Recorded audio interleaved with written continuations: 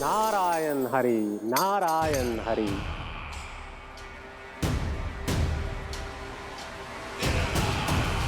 प्रणाम देवर्षि। किस योजना में कितना लाभ है और कितनी हानि, यह आंकलन करते करते थक गए होंगे मथुरा नरेश। देवर्षि, आज मेरा ध्यान कैसे आ गया आपको? आप तो सदैव ही मेरे ध्यान में रहते हैं महाराज कंस। सत्य तो यह है कि मथुरा में जो भी हो रहा है मुझसे छिपा हुआ नहीं है। मैं जानता हूं कि आप किसी भी असुर को वृंदावन क्यों ना भेजें, और वो असुर कितना भी शक्तिशाली क्यों ना हो, कृष्ण का सामना नहीं कर पाता। या तो पराजय स्वीकार करके आपके पास लौट आता है, या तो फिर वीर गति को प्राप्त हो जाता है।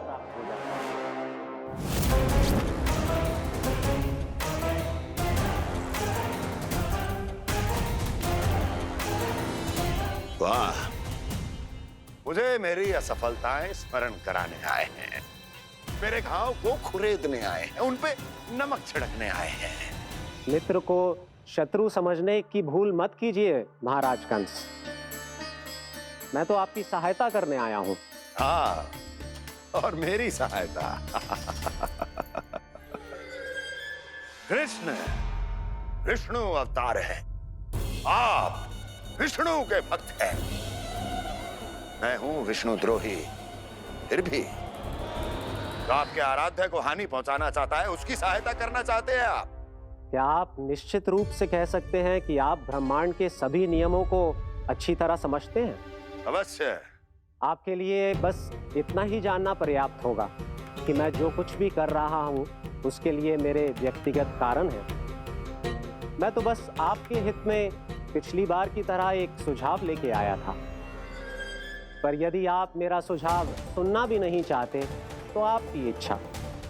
नारायण हरि, नारायण हरि।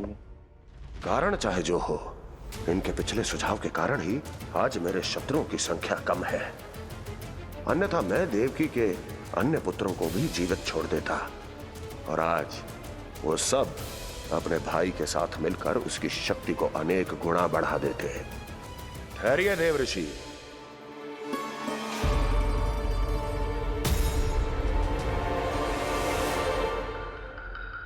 बताइए, क्या सुझाव है आपके पास?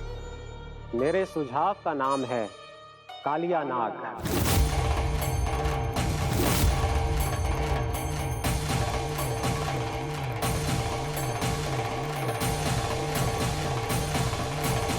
उसके विषय में मैं जानता हूं देवऋषि। तो समस्या ये है कि मैं स्वयं उससे मिलने नहीं जा सकता, उससे भेंट नहीं कर सकता। उस कृष्ण की हत्या के लिए उसको वृंदावन जाने के लिए तैयार नहीं कर सकता। तो मत जाइए उसके सामने, और ना उसे भेजिए कृष्ण के सामने। हर बार आप किसी न किसी असुर को अपने शत्रु के क्षेत्र में भेजते हैं, जहां शत्रु उसका सामना करने के लिए पूरी तरह से तैयार होता है और आपका असुर मारा जाता है। इस बार शत्रु को युद्ध स्थल चुनने का अवसर मत दीजिए महाराज। इस बार योजना का जाल ऐसे बुनिए कि कृष्ण स्वयं उसके पास जाने के लिए विवश हो जाए। कालिया नाग स्वयं काल है, मृत्यु का दूसरा नाम है। उसके विष का उपयोग अपने लाभ के लिए कीजिए महाराज। वैसे कालिया के विष की अधिकता का अनुमान तो होगा ही आपको।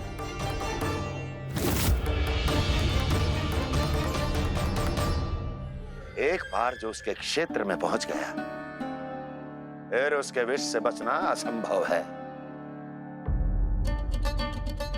उचित सुझाव है देवर्षि, उचित सुझाव है। देवर्षि, उस छलिया विष्णु की भक्ति करते करते आप भी उसके रंग ढंग सीख गए हैं। उचित है। उचित है।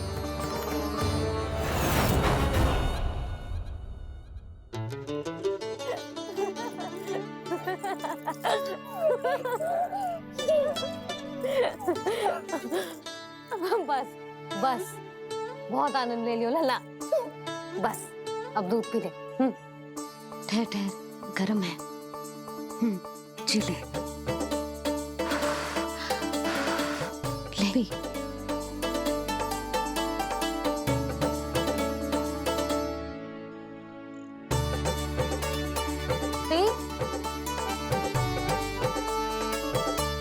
मैं ना होती तो ना जाने क्या होता तेरा। अपने आप दूध भी ना पी सकते है, भावला कहीं का। आपकी इस प्रेम के लिए तो मैं धरती पे आया हूँ मैया। मैं भी यही सोच रहा हूँ यशोदा कि तुम ना होती तो मेरा क्या होता। इसी बात पे थोड़ा दूध और कजू खाने को दे दो। अरे मैं तो भूल ही गई। तनिक ठहर जाओ जी, जी दूध पी लेना तो आपके लिए भी कछु ले आती हूँ।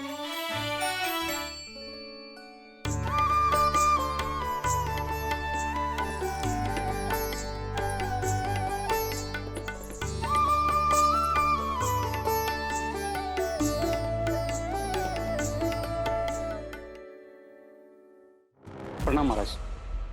आपकी आज्ञा के अनुसार बिल्कुल वैसा ही पत्र तैयार किया है जैसा आप चाहते थे।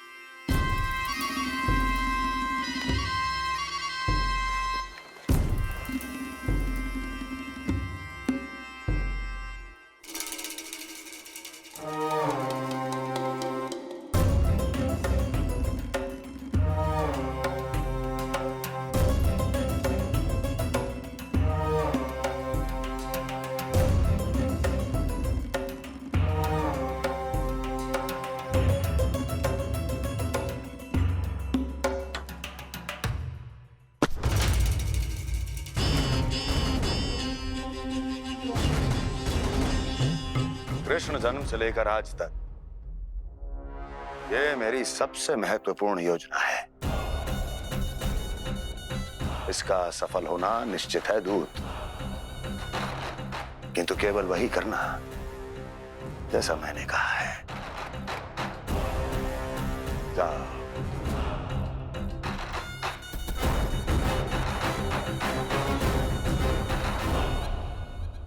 कान्हा,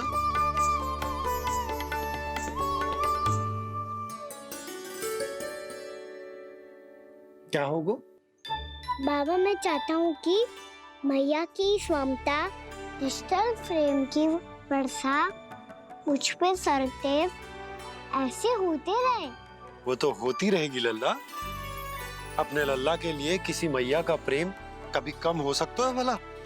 नंदराज, वो मथुरा से एक दूत आयो है महाराज कंस का राजपत्र लेके।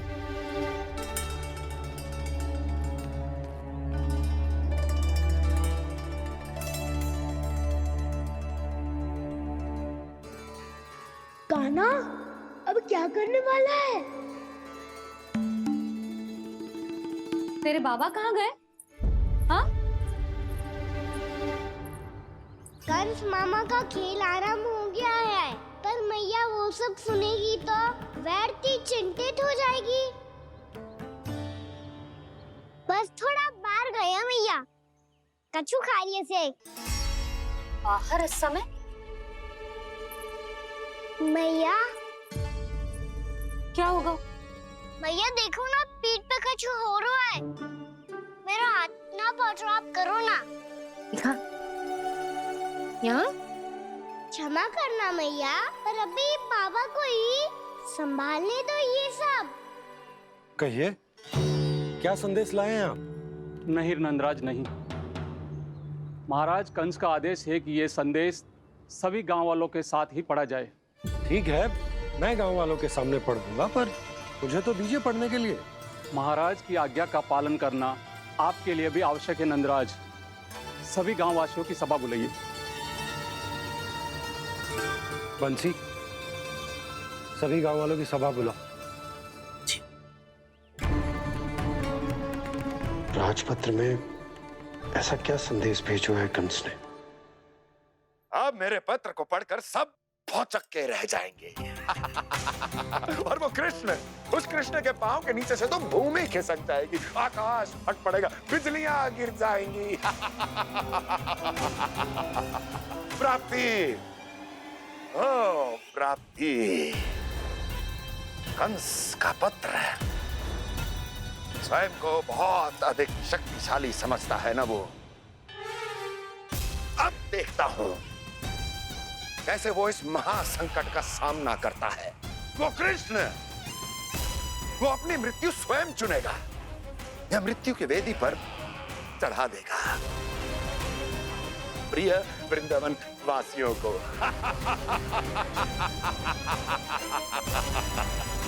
अब आएगा आनंद प्राप्ति, अब आएगा आनंद।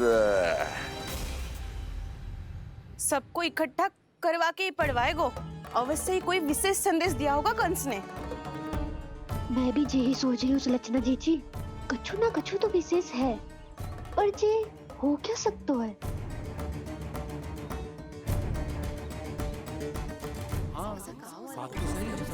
ऐसा क्या हो सकता है? सभी गांव वासियों के सामने कहा जाए, कछु तो विशेष अवश्य लग रहा है।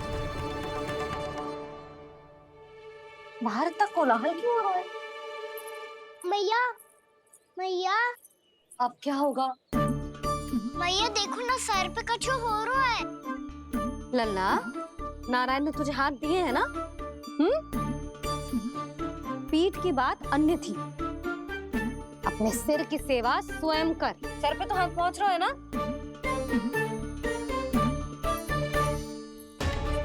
मैया सुनो ना, मैया देखो ना, तीव्र कर कछु हो रहा है। मैया देखो ना, तीव्र कछु हो रहा है।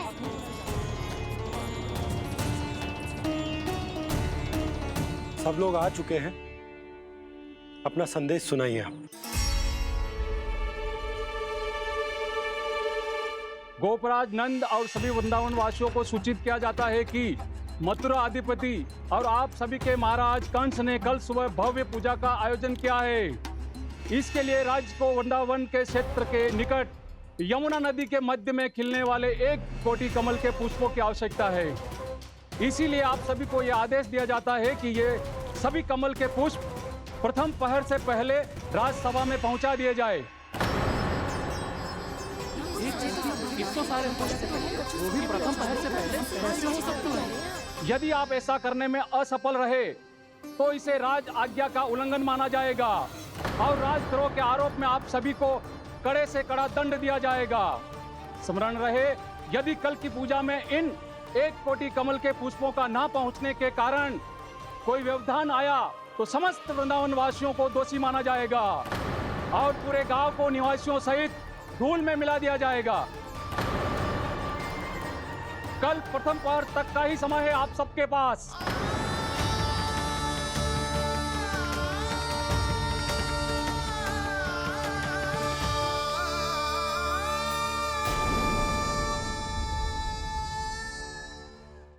एक कोटि कमल पुष्प, वो भी कल प्रथम प्रहर में?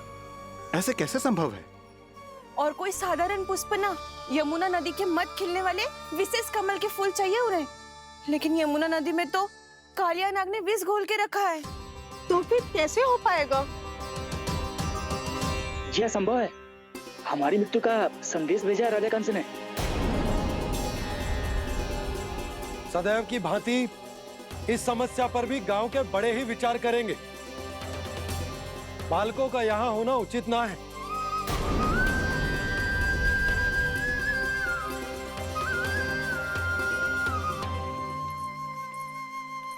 लल्ला, ले जगेंद ले, जा अपने सखाओं के साथ खेल। सुबह उज्जवल, मधुमंगल वसंता, देखो मैया ने क्या दिया है। चलो खेले, बहुत आनंद आएगा आज।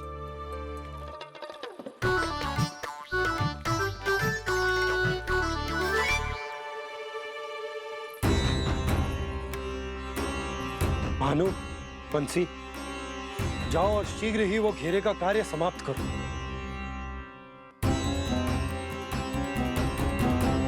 पर कछु ना कछु तो करना पड़ेगा ना। पर हम कर ही क्या सकते हैं? पुष्प लाने को और कोई उपाय है भी तो ना। मैं चला जाऊंगा जमुना जी में। वैसे भी मेरे जीवन के कितने दिन शेष बचे हैं। गांव के लिए, समाज के लिए कुछ करके मरूं, तभी तो शांति मिलेगी। ना काका, यदि आप उस विषैले जल में छलांग लगा भी दोगे किंतु 1 कोटि कमल पुष्प एकत्रित कर पाना आपके लिए संभव ना है। इससे अच्छा है कि मैं चला जाऊं। यदि मैं मर भी गया तो मेरे पीछे रोने वाला कोई ना है। किसी को कहीं जाने की आवश्यकता ना है। गोप नरेश होने के नाते ये मेरा कर्तव्य है कि मैं आप सबकी रक्षा करूं। नंदराज, आपको जाना है तो जाओ। हरिया, काका, भैया सब चले जाओ। लेकिन आपको पता है वहाँ का जल कितना विषैला है। आप लोग एक क्षण भी जीवित नहीं रह पाओगे। फिर कैसे इकट्ठा करेंगे 1 कोटि कमल पुष्प? आप बात तो सही कह रही हैं शांति। उस दुष्ट कंस ने ऐसी मांग रख के हम सबको फंसा दिया। हम में से कोई भी क्यों ना चला जाए और इस संकट का समाधान ना निकले को। ना बताना कौन सा खेल खेलें? गेंद पकड़ खेलते हैं। पर एक बात सुन लो सब, कोई भी तीव्र गति से ना फेंकेगा गेंद को। भैया ने फ्रेम बनाई है मेरे लिए। सब तैयार हो?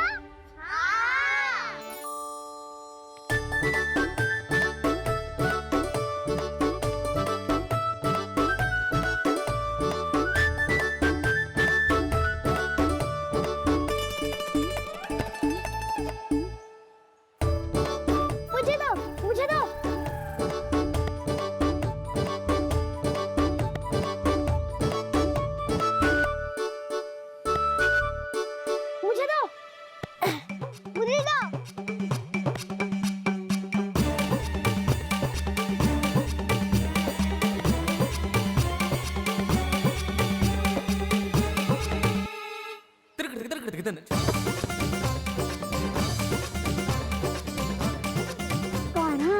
इतनी धीरे से फेंकेगो तो कैसे आनंद आएगो? थोड़ा बल लगा के फेंक। हाँ कान्हा, हम अभी बड़े हो गए हैं, तू अब भी छोटे बालकों की तरह फेंक रहे है।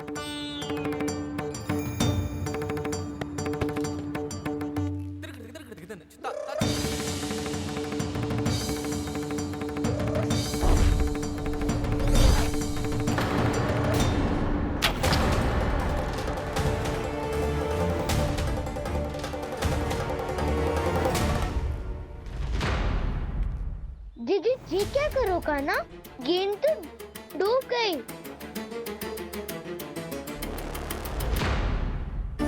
अच्छा, तो ये सब इसकी योजना का भाग था ताकि ये कालिया का सामना कर पाए। तुम सबने तो कही थी तीव्र गति से फेंको। देखो फिकवा दी ना मेरी गेम। मुझसे नदी में। अब मुझे जाके लानी पड़ेगी। रुक जा कान्हा, रुक जा कान्हा। जी क्या बोल रहे थे कान्हा? इसमें तो बहुत संकट है। कोई भी संकट मेरी मैया का उपहार खोने से बड़ा ना है। बहुत प्रेम से बना के उन्होंने दी थी। हे नारायण, कोई उपाय समझ में ना आ रहा है। मैया, हम कैसे करेंगे हम अपने गांव की रक्षा? कीड़े पड़ेंगे उस दुष्ट को। यदि उसके कारण किसी के प्राण चले गए तो कौन सा फल मिलेगा उसे इस पूजा का? तुम सही कह रही हो यशोद। हमारे पास कोई और दूसरा विकल्प भी तो ना है। यदि हमने मथुरा की राज आज्ञा का पालन ना किया तो इसका दुष्परिणाम पूरे गांव को भुगतना पड़ेगा।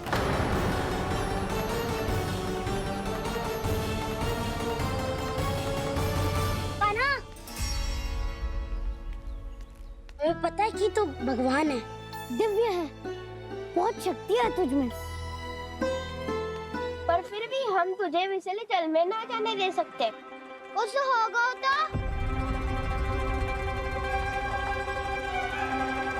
तुम सब इतनी हट कर रहे हो तो ठीक है, ना जाऊंगा। गेंद कहाँ गिरी है, कितनी दूर गई है, ये तो देख लूं, ताकि उसे बाहर निकालने का कोई उपाय ढूंढ पाऊं।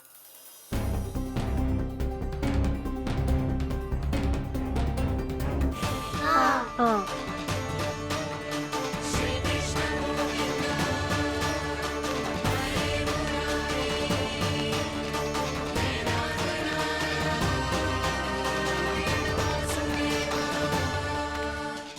कान्हा की ये लीला तो समझ ही नहीं आ रही।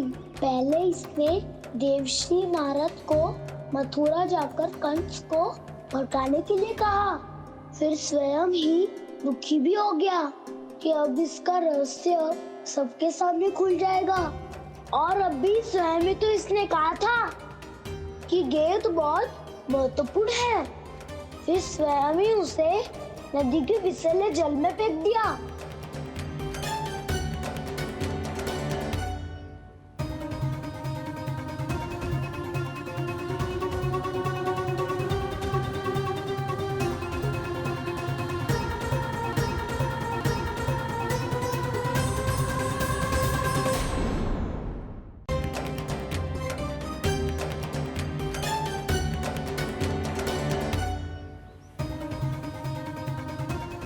कान्हा, तू ऊपर क्यों चढ़ रहा है?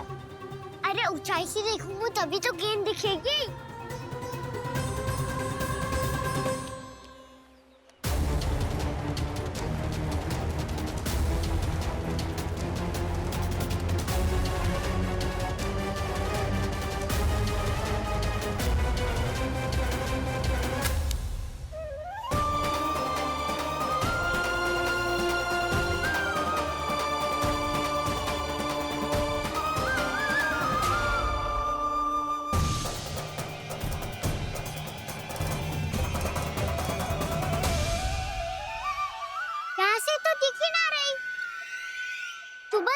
से फेंकी थी ना?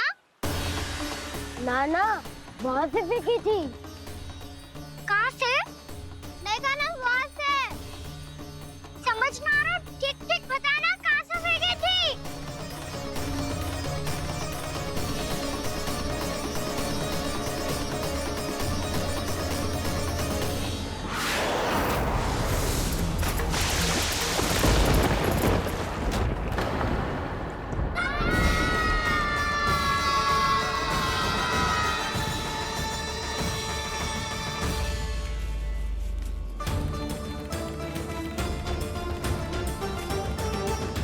कालिया नाग के क्षेत्र में जाकर कोई भी जीवित वापस ना लौट सको।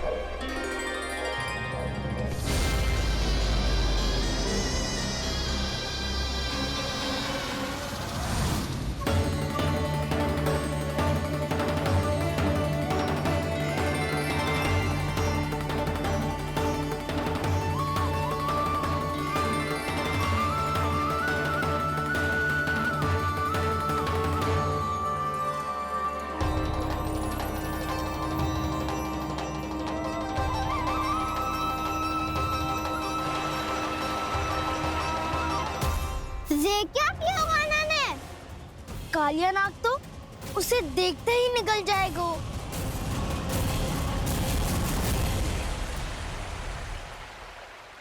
तो आरंभ से अब तक सब कुछ उसकी लीला का ही भाग था।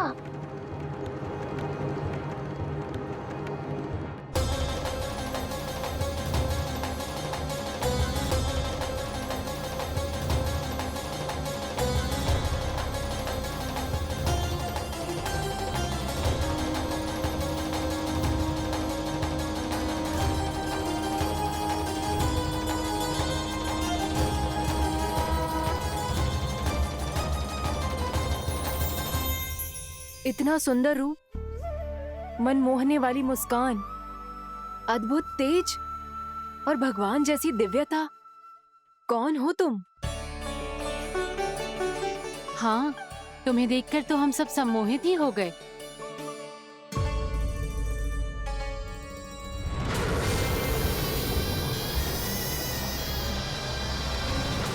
जो भी हो बालक, वापस लौट जाओ।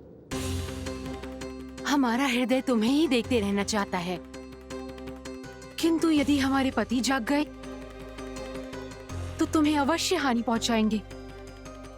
ये बहुत विषैले है बालक, कालकोट जैसे भयानक। इनके विष से तुम नहीं बच सकोगे। नंदराज, कालिया नाग के विष का प्रभाव बढ़ते ही जा रहा है। पहले 8 कोस तक उसके विष का प्रभाव था, अब तो 1 योजन से अधिक क्षेत्र में फैलो है। जल पीने के प्रयास से अनेक पशु मारे गए हैं और नदी के निकट के वृक्ष और वनस्पति सब नष्ट होने लगे।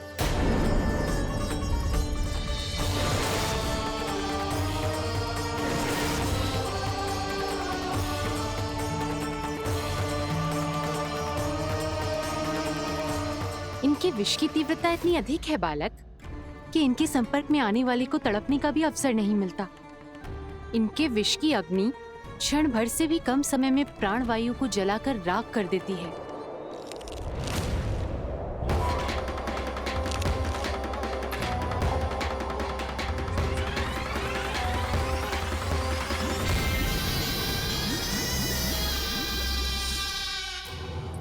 तब तो समस्या और भी गंभीर हो जाएगी। मैंने तो सुनो है कि कालिया नाग कम से कम 2 योजन लंबा है, सैकड़ों फन है उसके।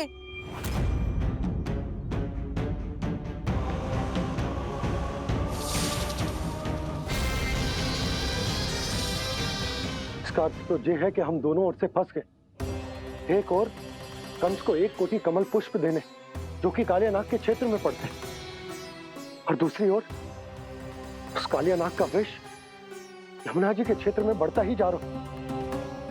इसके कारण हम ही नहीं, निर्दोष पशु पक्षी भी संकट में। इन दोनों समस्याओं का एक ही समाधान है, उस कालिया नाग का सामना करना।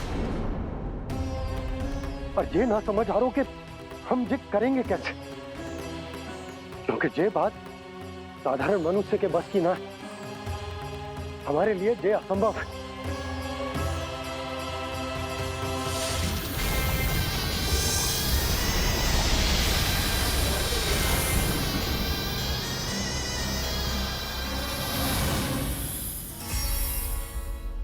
अब तो तुमने अपनी आंखों से भी देख लिया बालक, ये कितने विषैले हैं।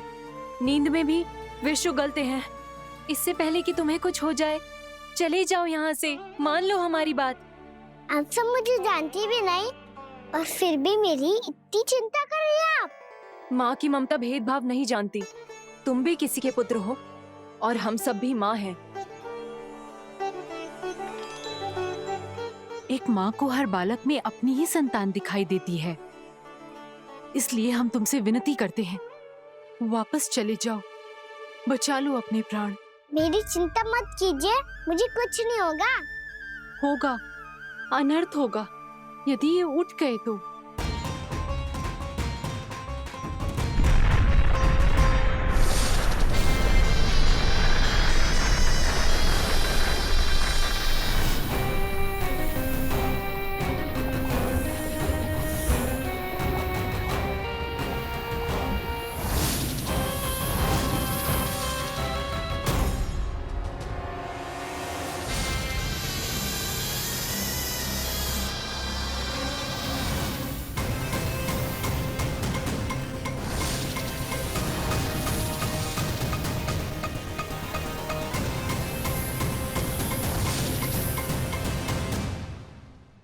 सामने होते हुए भी अपने इश्क को केवल वही देख सकता है जो अपना अभिमान त्याग चुका हो। पर पूर्व जन्म में मेरा भक्त होने के नाते मेरा सत्य स्वरूप देख पाने में मुझे इसकी सहायता करनी चाहिए।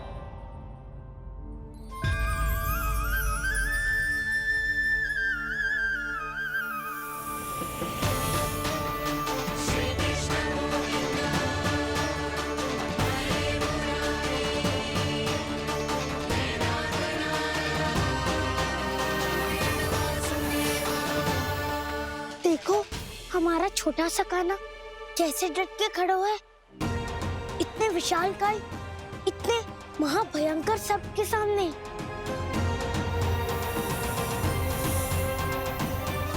ये कोई भगवान नहीं है जो इसके सामने हाथ जोड़ रही हो तुम सब।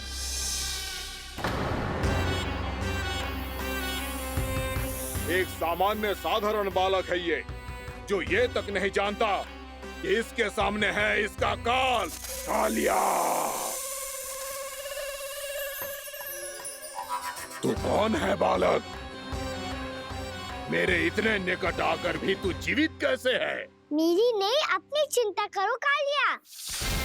बहुत मनमानी कर ली तुमने। अब बस, मैं तुम्हें रोकना हूँ। अब बस, मैं तुम्हें रोकना हूँ। मैं तुम्हें रोकना हूँ। बित्ते भर का है तू, मेरे विष के बारे में जानता ही क्या है? और कहता है मुझे रोकने आया है। किससे? किससे रोकना चाहता है तू मुझे? मुझे क्रोध दिलाने की भूल मत कर बालक। अपनी फुंकार से ही तेरी इस मुस्कुराहट को अंतिम मुस्कुराहट बना सकता हूं मैं। शीघ्र बता, कौन है तू और किसने भेजा है तुझे? तुम्हें आवाज भी है कि अपनी पुकारों से तुम कितना विष भूल चुके हो। पवित्र यमुना नदी को कितना दूषित कर दिया तुमने। और यही नहीं, तुम्हारे कारण निकट के जीव जंतुओं, वृक्ष, वनस्पतियों सबको हानि पहुंच रही है। तो क्या? मुझे उससे क्या? मुझे है आपत्ति है मुझे तुम्हारे इस व्यवहार से, और इसीलिए तुम्हें यहाँ से जाना होगा। यहाँ से जाना होगा।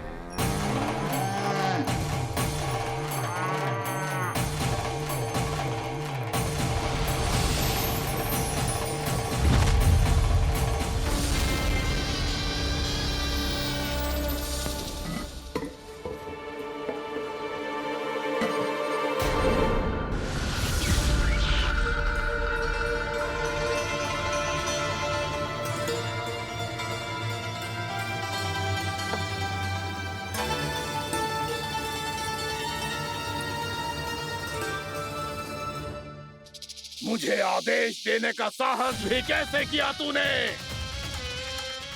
इस क्षेत्र को मैंने अपना राज्य बनाया है। मेरा परिवार रहता है यहाँ, और तू मुझे यहाँ से जाने के लिए कह रहा है? हाँ, क्योंकि तुम्हारे यहाँ रहने के कारण अन्य जीवों को हानि हो रही है, और मैं ऐसा नहीं होने दे सकता। मैं तो बस वही कर रहा हूँ जो एक सर्प का स्वभाव है। विष फैलाना स्वाभाविक है मेरे लिए। इसलिए मुझे चुनौती मत दे बालक। चुनौती तो मैं दे चुका हूँ कालिया। अब तो बस तुम्हें स्वीकार करनी है।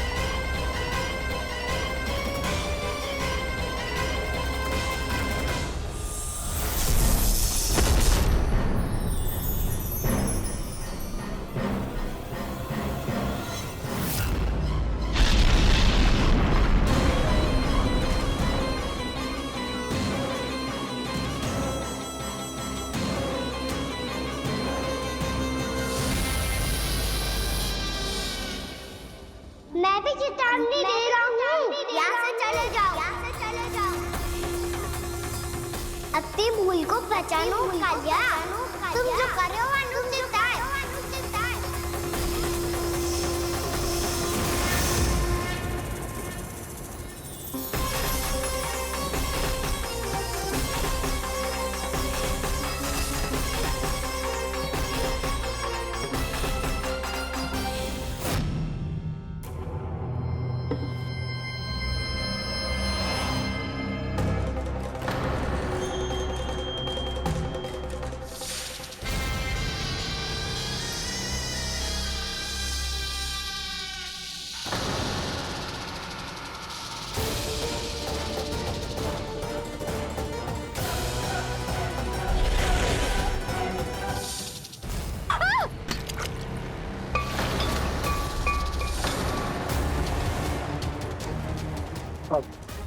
मैं आता हूं। क्या हो गया सुधा? मुझे आवाज हो रहा है जी, कछु ना कछु गड़बड़ है। यशोदा, जो समस्या हमारे सामने है, हम सभी उसका समाधान खोजने में जुटे। तो तुम विश्वास करो, मैं कोई ना कोई समाधान अवश्य ढूंढ लूंगा। हम कैसे भी करके वो कमल के पुष्प उस कंस तक पहुंचा देंगे। नाना, समस्या उससे कहीं अधिक है, उससे कहीं अधिक बड़ी, उससे कहीं अधिक भयानक है।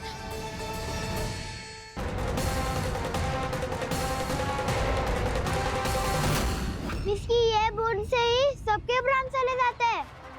इसने तो विस्की धारियां फेंकी है खाना पे।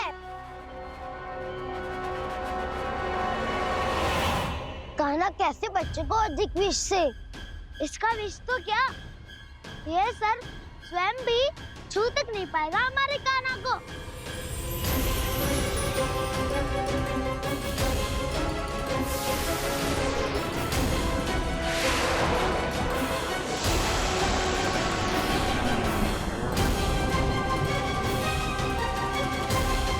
तुम्हारे सखा को, मेरे भाई को कोई हानि नहीं पहुंचा पाएगा। ये कान्हा का सत्य चाहे जो हो बलराम, पर अभी तो जो एक बालक ही है ना।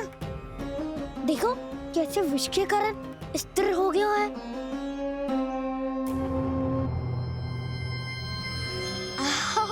हाउ सर्फ ने कितनी आसानी से अपनी पूंछ से बांध लिया है।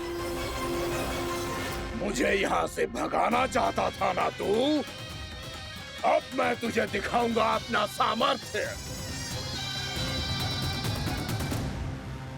ये मूर्ख किसे बांधना चाहता है अपनी पूंछ में? उन्हें जिनका विस्तार सारे ब्रह्मांड में है, या उन्हें जो स्वयं अनंत है? पर देवराज, प्रभु ऐसा करने ही क्यों दे रहे हैं कालिया को? आप सब भूल रहे हैं देवगण, कालिया पूर्व जन्म में प्रभु का बहुत बड़ा भक्त था। उसी भक्ति का फल मिल रहा है अब इसे। वैसे भी भक्तों के मन का भाव सबल हो तो भगवान तो सहज ही बंध जाते हैं।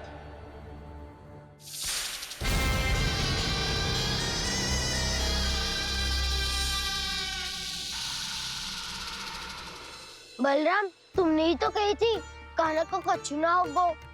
देखो उस दुष्ट ने चारों ओर से जकड़ लियो है।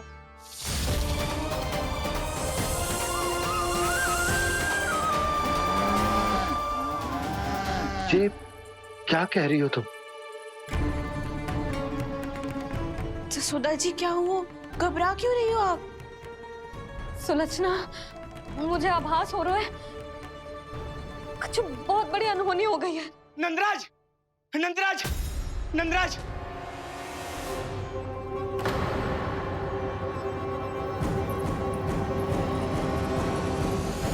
नंदराज, कान्हा ने जमुना नदी में छलांग लगा दी है।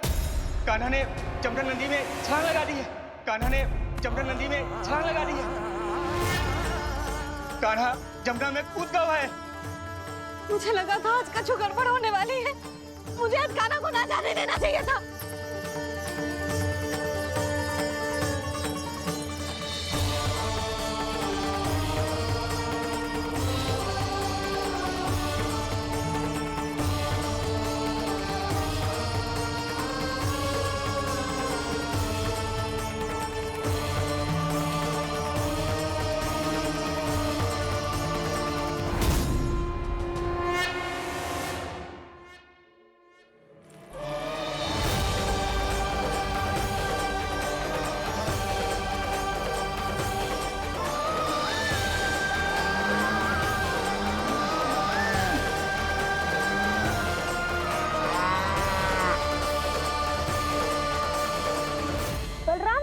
करो ना।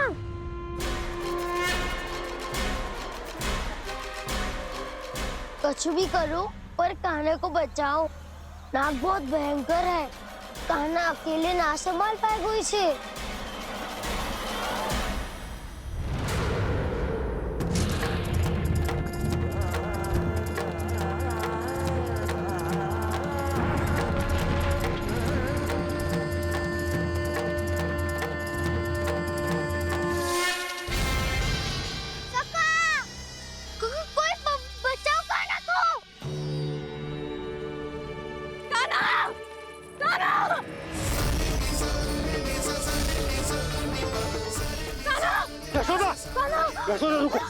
जोर दो मुझे, जोर दो मुझे। रुक जीजी, संभालो, बावली हो गई क्या?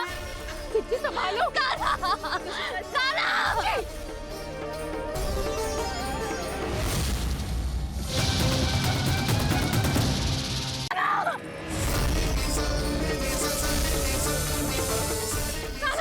यशोदा, यशोदा रुको।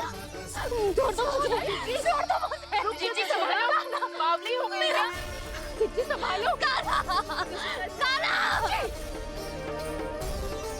देखो अब कैसे तुम्हारे अस्थियों को तोड़कर छोटे छोटे टुकड़ों में बदल दूंगा मैं।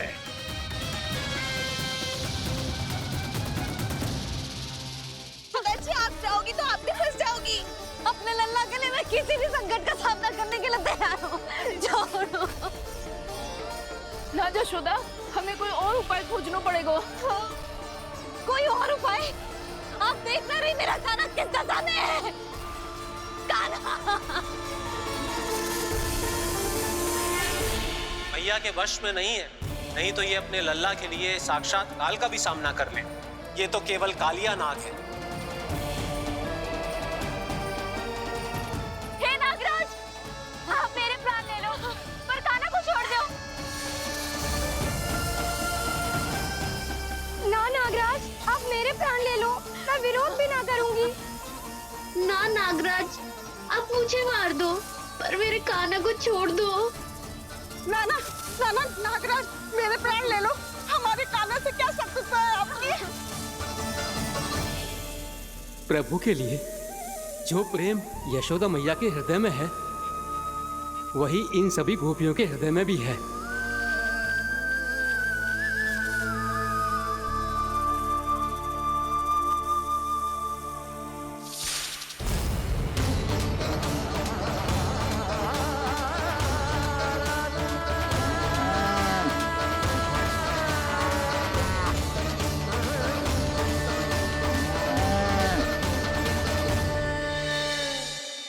यशोदा, यशोदा,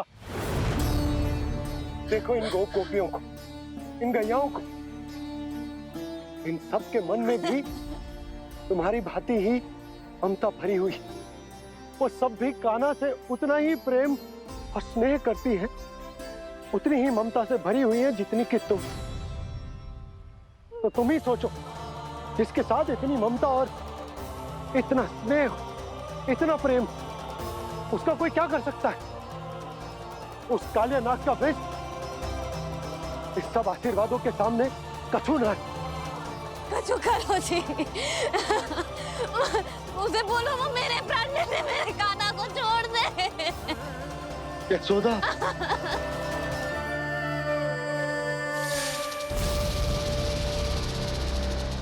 केवल इन्हीं में नहीं देवराज, नाग पत्नियों के हृदय में भी ममता का वही प्रेम उमड़ रहा है। देखिए। मैं आपके हाथ जोड़ती हूँ स्वामी, इस बालक को छोड़ दीजिए। ये अवश्य ही कोई दिव्य आत्मा है स्वामी।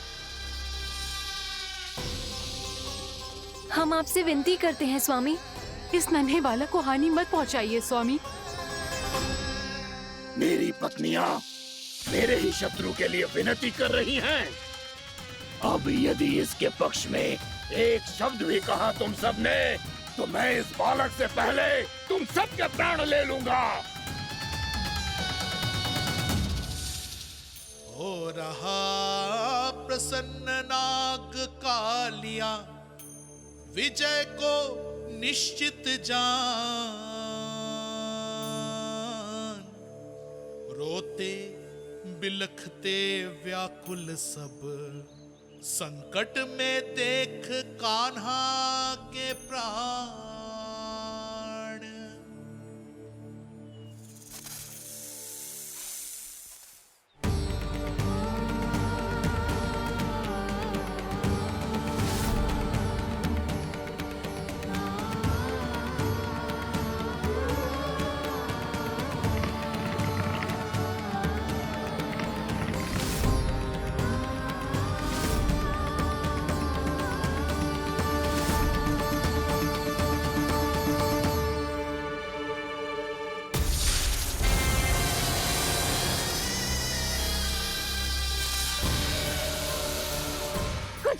जी मेरे लल्ला को बचा लो, कोई तो कुछ करो।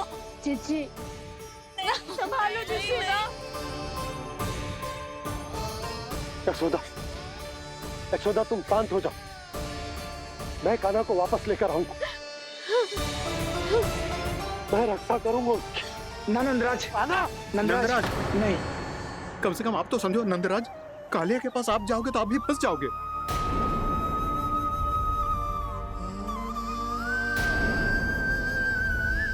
बलराम, तेरा भाई इतनी भीषण संकट में है और तुझे जरा भी दुख ना हो रहा? क्या आप सब अब तक नहीं समझ पाए कि कान्हा सच में कौन है? छोटे बाबा, आप तो उसका सत्य जानते हैं ना?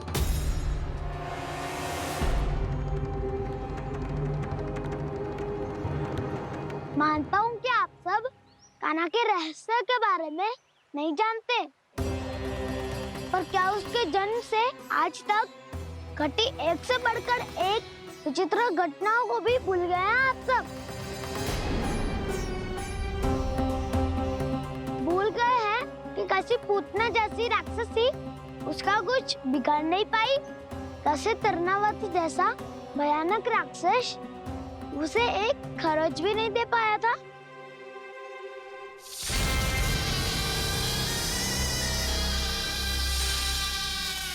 आप सबने अपनी आंखों से देखा था ना, बकासुर से कान्हा की रक्षा करने देवता स्वयं आए थे, पर सत्य तो ये है कि वह सभी देवता भी उस असुर के सामने असमर्थ हो गए थे। तब कान्हा ने बहुत ही आसानी से उस भयंकर असुर का वध किया था, एक ही बार में धराशायी कर दिया था उसे। तो आप सभी सोचिए, बार बार ऐसे असाधारण कार्य करने वाला बालक साधारण कैसे हो सकता है? अब तो आरंभ से ही सारा सत्य जानते हैं छोटे बाबा। रहस्य छुपाने में सदैव कान्हा की सहायता करते आए हैं आप, और आज आप स्वयं ही उसके सत्य को भूल रहे हैं।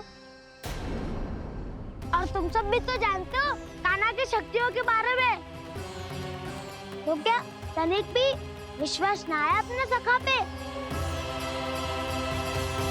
बलराम, जे तू क्या कह रहा है?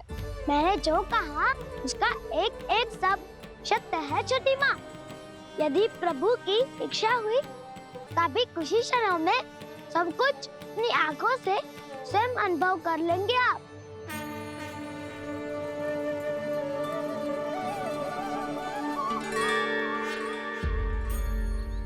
शांताकारं भुजगशयनं पद्मनाभं सुरेशं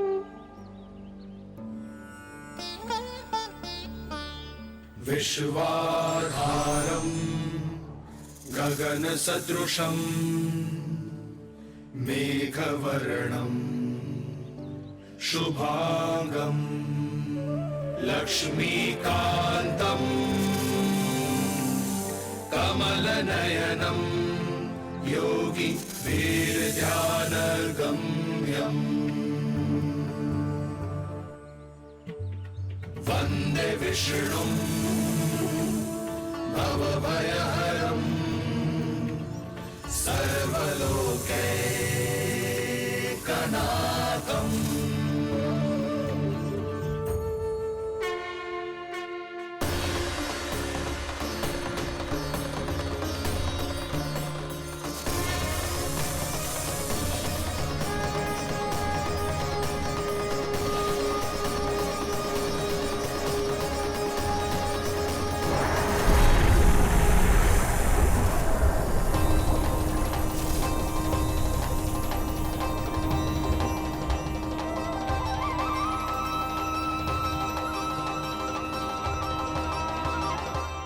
तुझे क्या लगता है बालक कि तू मेरी जकड़ से निकल गया तो अब बच जाएगा तू?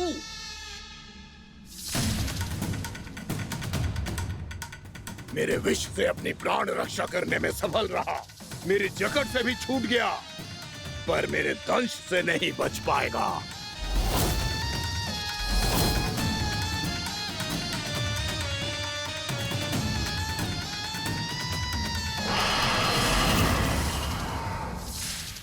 अब भय से भाग रहा है, पर मैं तुझे मृत्यु देकर रहूंगा।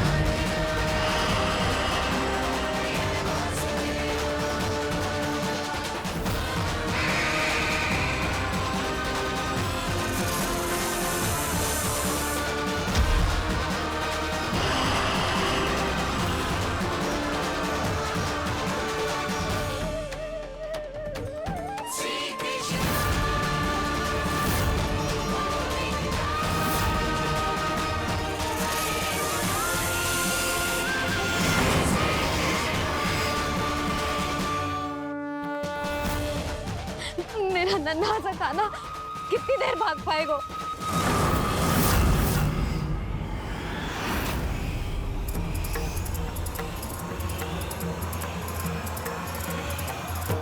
और कितनी प्रतीक्षा करोगे मेरी भक्त कालिया? भक्त नहीं, काल हूँ मैं तेरा। जब अहंकार का मुकुट बुद्धि को ढक लेता है, तो भक्त अपने भगवान को भी नहीं पहचान पाता। व्यर्थ की पहेली में मत उलझा बालक। ना मैं भक्त हूँ और ना तू भगवान।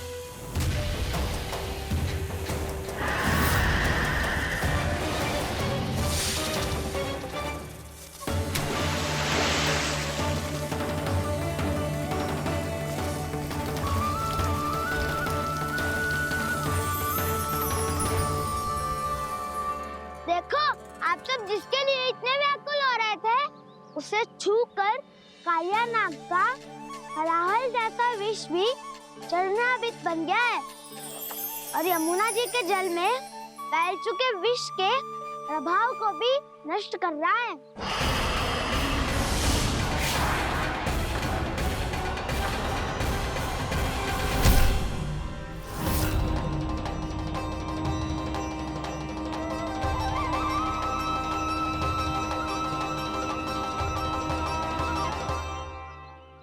धर्म रक्षक अधर्म विनाशक प्रभु श्री कृष्ण का कौशल सचमुच अद्वितीय है। नारायण नारायण।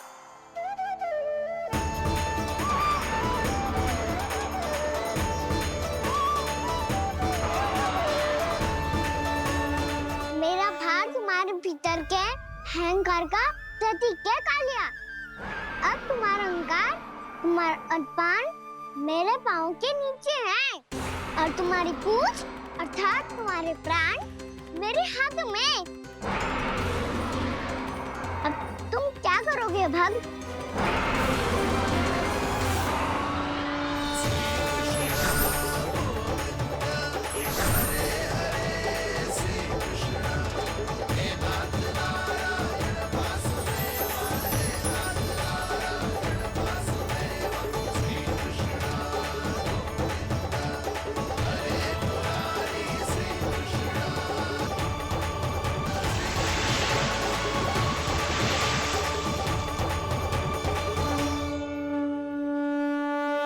प्रभु, भले ये आपको पहचानने में असमर्थ हो, पर हम सब ने आपको पहचान लिया है।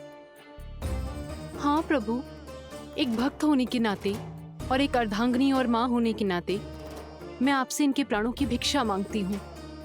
अपनी कृपा दिखाइए और इन्हें क्षमा कर दीजिए। आपके लिए मित्र और शत्रु में कोई अंतर नहीं प्रभु।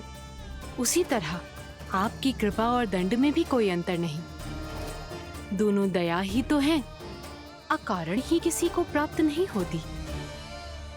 हमें विश्वास है कि हमारे पति को मिला ये दंड कोई अभिशाप नहीं है, आपका वरदान है। ये सत्य है प्रभु कि इनसे बहुत से पाप हुए हैं। इनके विष से बहुत सारे जीव जंतु को हानि पहुंची है, पर अब आपके चरण इनके शीश पर पड़ गए हैं। ऐसी कृपा तो बड़े बड़े महान महात्माओं को भी दुर्लभ है, और इन्हें प्राप्त हुआ तो अवश्य ही ये किसी महान पुण्य का ही फल है। हे प्रभु, उन्हीं पुण्य कर्मों की शक्ति का आह्वान कर मैं आपसे विनती करती हूँ, इन्हें प्राण दान दीजिए।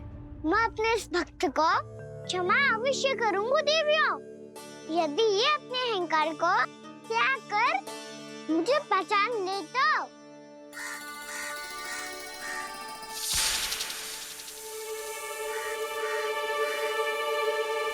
मैं तुम्हें श्राप देता हूँ, जितनी विषैली तुम्हारी जिह्वा है उतने ही विषैले सर्प बन जाओ तुम।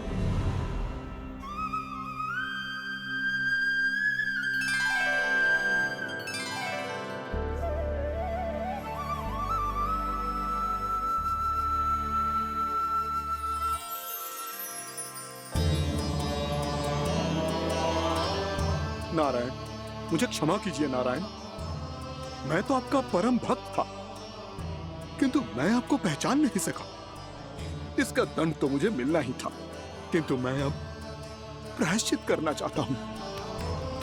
इसके लिए यदि आप मेरे प्राण भी ले लेंगे तो भी मुझे कोई दुख नहीं होगा। मैं अपना जीवन, मृत्यु और अपना अस्तित्व सब कुछ आपको समर्पित करता हूं। जिसे विशाल शर्प के रूप में तुम्हारा जन्म हुआ, और सर्प का तो स्वभाव है विष फैलाना, इसीलिए तुम्हें दंड नहीं दूंगा। मैं सिर्फ सभी अपराधों का पश्चाताप कर लिया, इसीलिए मैं तुम्हें क्षमा करता हूँ कालिया।